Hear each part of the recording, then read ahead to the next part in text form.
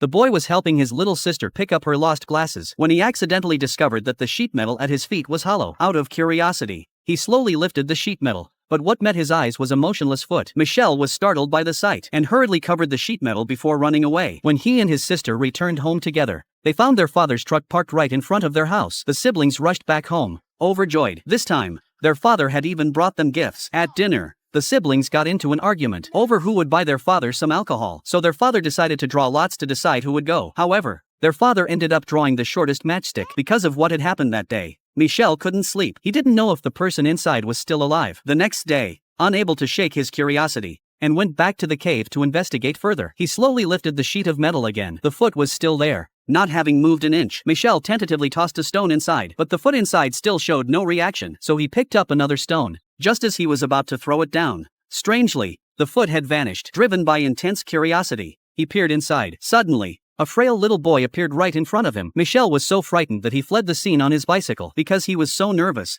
he didn't pay attention to the road and had an accident, falling by the side of the road. When Michel came to, his whole body was covered in ants. The bike's chain had snapped. He had no choice but to push the bike slowly all the way home. Because he got home so late, his dad gave him a scolding. After being scolded, Michel felt a bit down. However, he didn't realize that his dad was just worried about him. Perched in a large tree, he quietly pondered the matter of the cave. Early the next morning, Michel woke up, but by then, his father had long forgotten about the previous day's incident. As always, he asked his son to give him a kiss. After breakfast, Michel was still thinking about the cave, so he ignored his friend's calls and went back to the cave once more. This time, he didn't stick his head inside, but instead called out from above to ask if the boy was still alive. Soon, a faint voice came from inside the cave. Michel seemed to understand the boy's message. He immediately went to a nearby house to look for a source of drinking water. Thoughtful as ever, Michel even took a sip himself. He slowly lowered the water he'd drawn down on a rope, and the little boy lay on the ground and drank it. After finishing, the little boy said he was very hungry, but Michel didn't have any food on him at the moment, so he promised to bring the little boy some food the next day. The next day, Michel bought a loaf of bread at the store and rode his bike toward the cave, but he noticed a car driving toward him. The driver was Phyllis, his best friend's older brother. Michel pedaled his little bike as fast as he could. He ducked into the grass before Phyllis could spot him. He didn't want anyone to know his secret. Michel handed the loaf of bread he'd bought to the little boy. He also asked the boy if Phyllis had locked him up here, but the little boy just ate the bread without answering him. To avoid anyone finding out he'd been there,